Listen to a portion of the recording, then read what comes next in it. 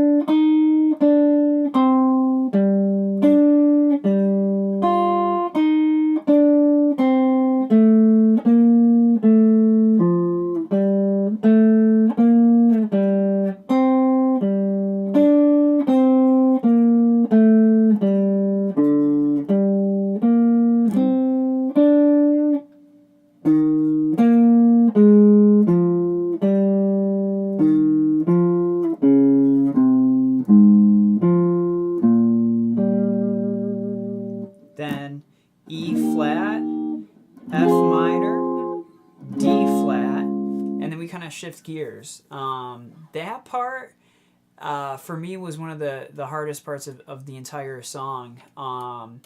Just because it's, well, for one thing, it's fast, so that's obviously difficult. But the thing that I think is the hardest about it is it has a bunch of parts that are really similar to each other, and those are the hardest for me to remember, because there isn't a, like, if something's very different, it's easy to tell one lick apart from the other lick. When they're very similar, it's kind of mentally hard to keep track of where you're at all times when you're moving at that really fast pace.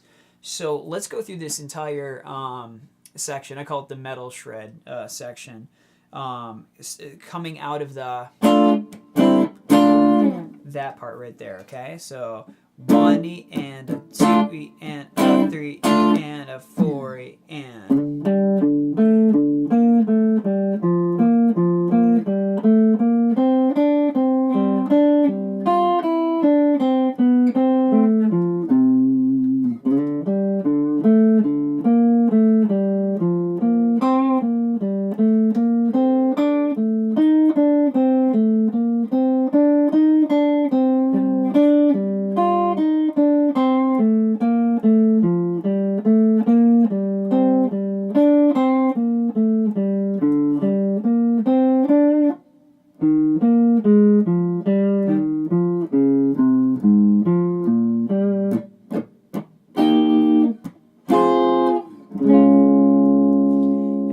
To more of a major feel for the next run. Now this part's a little easier in the sense that it's going to be like a little theme, and then we just shift it around and move it. That's something that Trey tends to do. He gets a cool melody, a cool lick happening, and then moves it around, which I think is awesome. So now we're going to be, it's going to be this E flat major kind of vibe.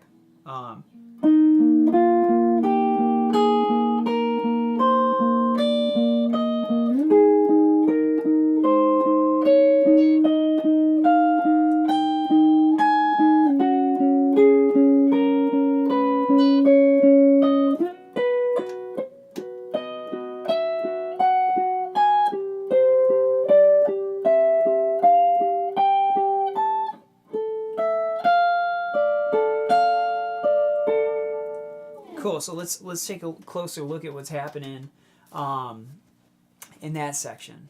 Okay, so for this next little part here, when we go to this E flat major, this may be how you want to look at what's happening inside of the lick. It's kind of cool, not only to learn what's being played, but the why, or like why does this work in this part. So when we start out with this major lick, if we look at the first one, all that's happening is we're kind of pedaling between root, fifth, and then it keeps moving up intervals in the major scale that we're playing in. So in E flat, we're going root, well, it actually starts fifth, root, fifth, second, third, fourth, fifth, sixth, seventh, and then 8 is the octave of E flat. So it's like going do do do do do ba do da. I don't know why I just sang that, but that's just the E flat major scale, and we're just, you can kind of hear it now. And then we shift up and do A flat major. Now for the rest of the licks, we're going to do almost the same thing, except we only go up to the 6th degree of each one. So now we go to G flat, up to B, up to C, whoop, and then D minor.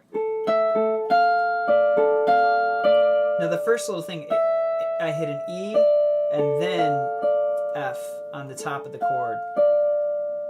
Cool. Now we're getting into another part where Paige kind of goes off and does some lead stuff.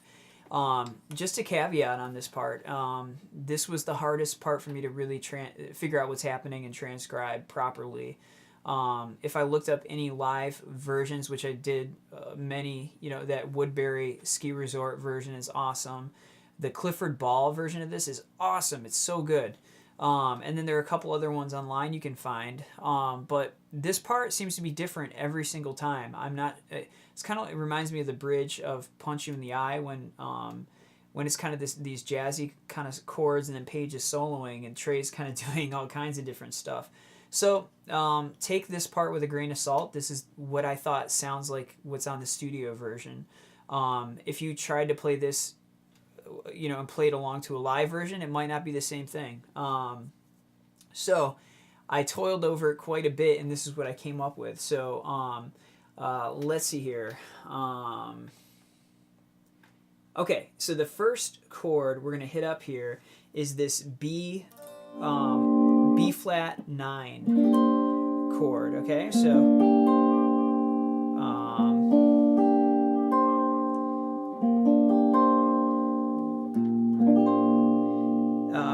B flat add 9, I guess would be the proper name for it. Okay, and then we go to a B flat diminished, down to a G diminished, D minor 9, and then now this is like a D half diminished. That's how I'm thinking of it. So I'm going 12 of D and then just barring 13 down. This is a really pretty chord voicing. You also could think of it as like a B flat 7 9, a B flat 9. You can think of it like that, just without the root note, kind of. Okay. So then after that, we go to a B diminished, down to a G sharp diminished, or A flat diminished, F diminished. And then this next chord is kind of tough to decipher, but what I came up with for it was sort of this C minor 7 flat 5. But you could just as easily think of that as like a, let's see, an A flat 7 chord. So chords are really ambiguous to me. They kind of, they're hard to define. So, but I'm hearing it more as like a C minor with a flat 5 in it, if that makes any sense. So right after that, then we go down to this F sharp diminished, and then just move the bass note down from 4th fret to 3rd fret, and then you've got just an F7 chord happening. And then we hop up and hit up a B minor, B flat minor 7. And then it actually will go to B add 9 again. Oh gosh, I gotta get my my bearings here. Then B flat diminished again, G diminished again, E diminished. After the E diminished, we go back up to our D minor 9, back to our D half diminished, or you can think of it as that B flat 9 chord. And then we do this little G, I think of it as like a G13 with no bass note. So this would be a G13 like this, but without that G in there. So it's, and then you lift the 13 up, and then go back to the D half diminished. Then I go to this chord where I'm playing 15th fret of A, 16th fret of D, and the 15th fret of G. Now right after that we go to an F7, but I'm not strumming the root notes, just kind of strumming the middle of the chord, and then the full chord, then B flat minor 7, and then it kind of ends with this little strum on the A flat 9 over E, and then another one, then 2 hits on E7. And then we move on. Cool. Okay, so right after that, we get into this really crazy part where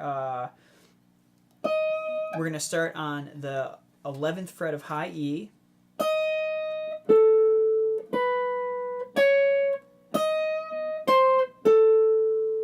So that little lick again.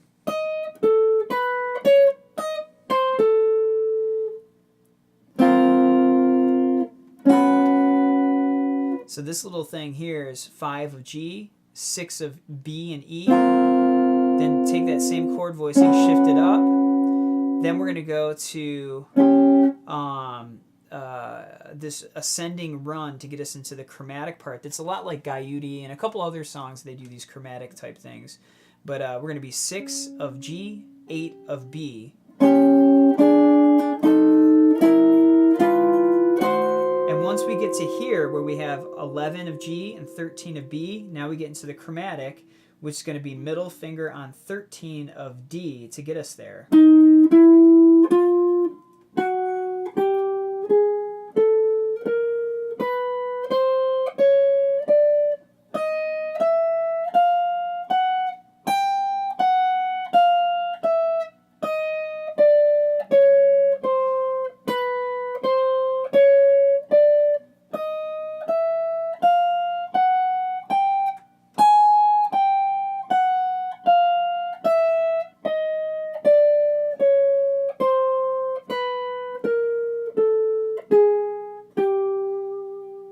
So now let's look at that chromatic run.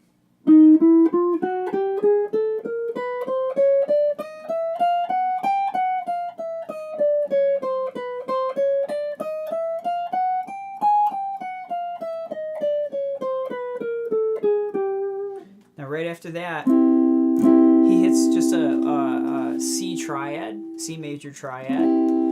This is another part where these chords are tough to figure out. When he plays live, it looks like he moves up and does like a first inversion up here, but on the studio version that I was transcribing, that was definitely not happening. So I just went with what it sounded like. So after the C triad, I'm jumping down to this B flat 9 or B9 chord, but with no bass note. So if you imagine like a ninth chord like this, I'm just doing it like that. Okay, then a G minor 9 over F, and then a G augmented chord. So and it's some really weird timing. You just have to kind of play with it and get the hang of it here. So then after that we go 12th fret of G. So that's 12 of G, 13 of B, 15, 13 of high E, back to B, 15, 13, 12 of G.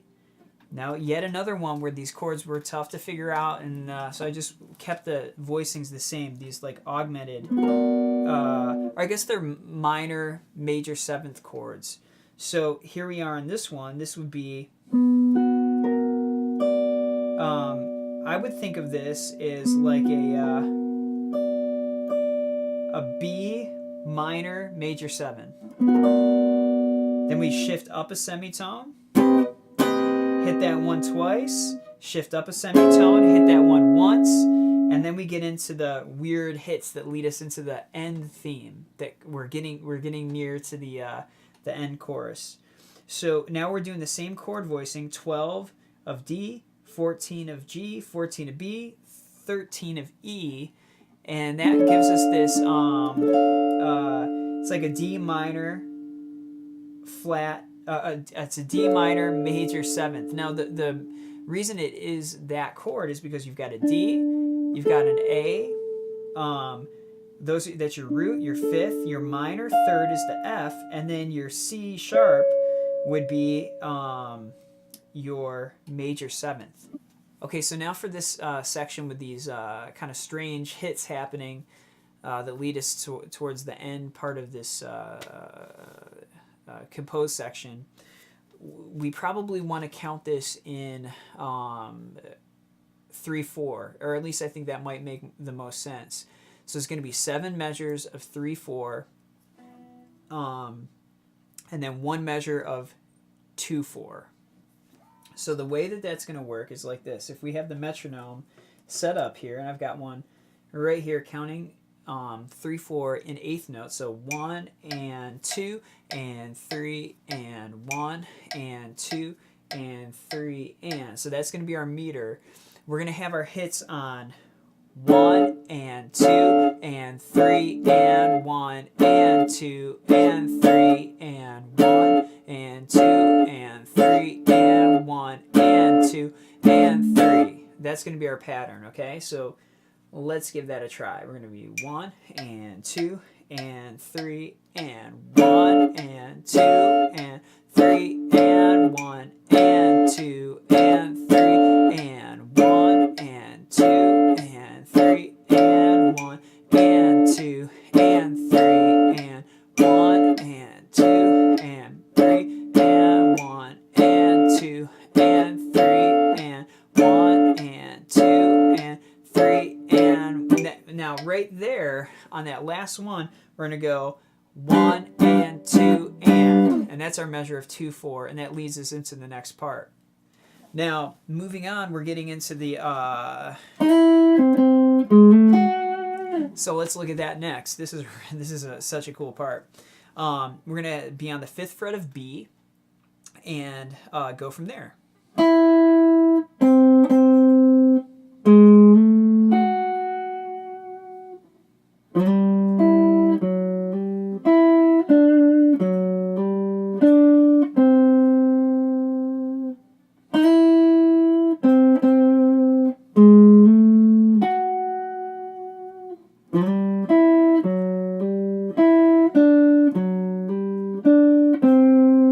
So as you can see, there are a couple of hammer-ons and a couple slides.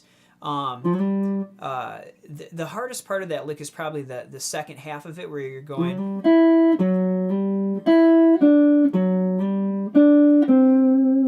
There's some things, little like technique things where you slide and then you kind of roll down like that and flatten out. So I'll just play around with it really slowly. That's the main idea. So we just did that twice. Now we shift up and go a semitone up. We change our key.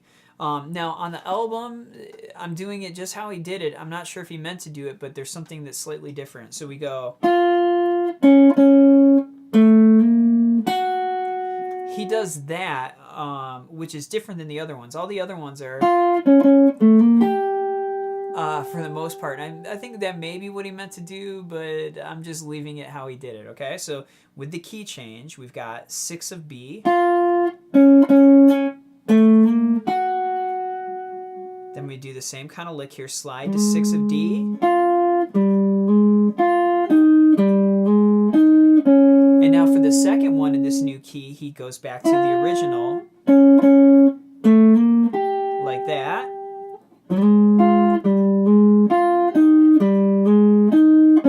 Then we shift back down to the 5th fret. And by the way, when we go back down to the 5th fret, we kick on the overdrive. Now the way that it sounds like he's doing it to me, this is another good one to have middle pickup on. It sounds like he goes to his tube screamer with full blast overdrive, and then for the end lick, he goes to the full tilt and then the lower gain at the same time. So when he really goes for a heavy gain sound, he combines those two. That's what it sounds like, and that's kind of what he says in the rig rundown that he made. So anyway, here we are in the 5th fret. And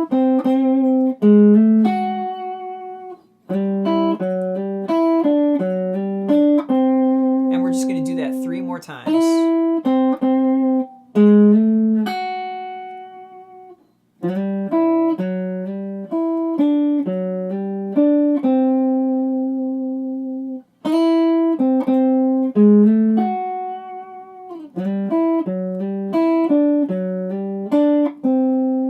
One more.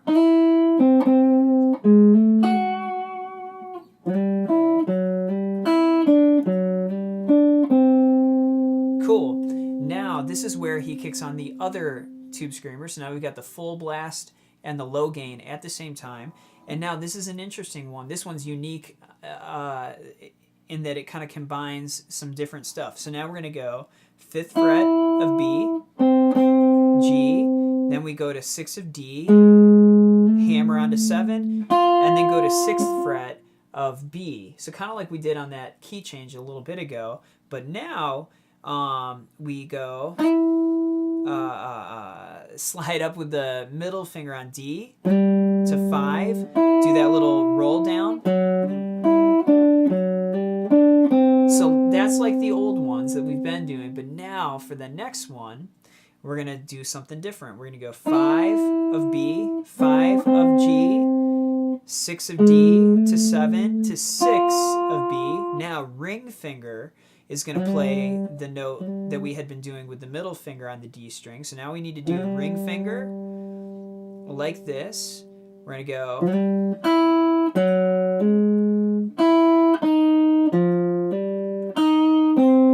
So that's a tough lick. What's happening there is we're sliding to 5 of D, hitting 5 of B, then we go 4 to 6 on D with a hammer on, then jump down to B string, 5, 4, then hammer on 3 to 5 on the D string, back to the B string, 4, 5 of G.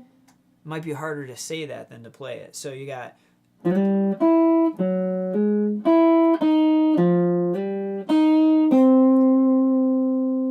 That's awesome. I love that lick. Okay, so we do that. Let's see here, 2 more times. With ring finger.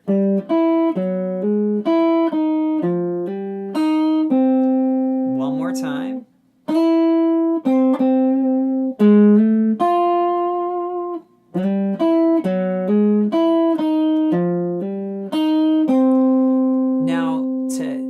This whole composed section and get back to the Fluffhead chorus.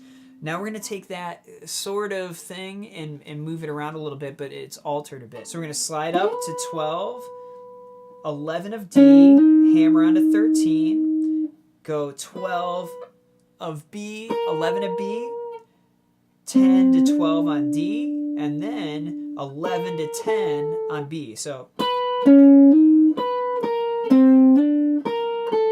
And it seems like those ones on the D string are hammer-ons.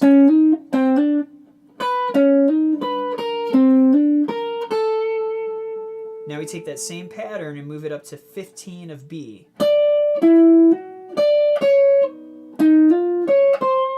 I messed that up, so I'll do it again.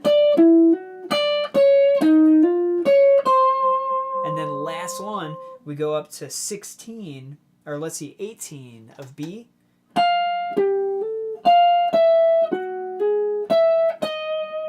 And then you go up to, let's see, this is 16, go to 18. And then it leads you back to Fluffhead. G, C, A minor, D, G, C. And it might be an A minor 9, A minor 7 rather, D,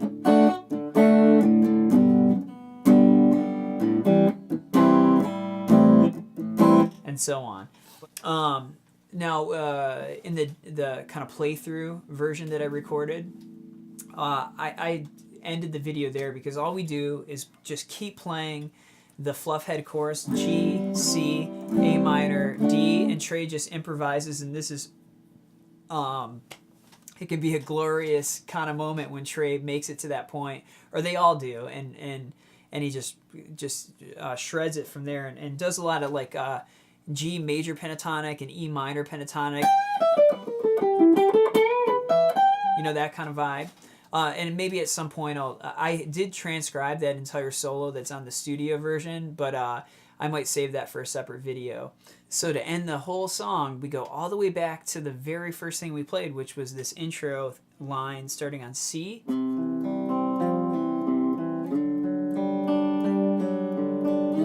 G, F, C, D, and then he does a harmonic. Sounds like he's doing it 12 of D, G, and B, and then we just hit 3rd fret of low E, and that's the end.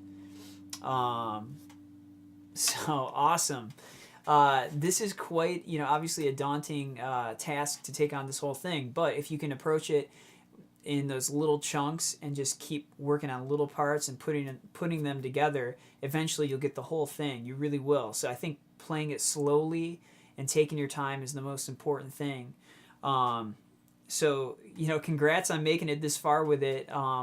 Please don't hesitate. If anything I said doesn't make sense, if you need anything broken down any further, just email me at fishguitarlessons@gmail.com. I'll be happy to help out and answer questions the best that I can. You can sign up for some private, like FaceTime or Skype lessons if you need extra help. I'm always down for that. Yeah, good luck and have fun, and I'll see you next time. Thanks.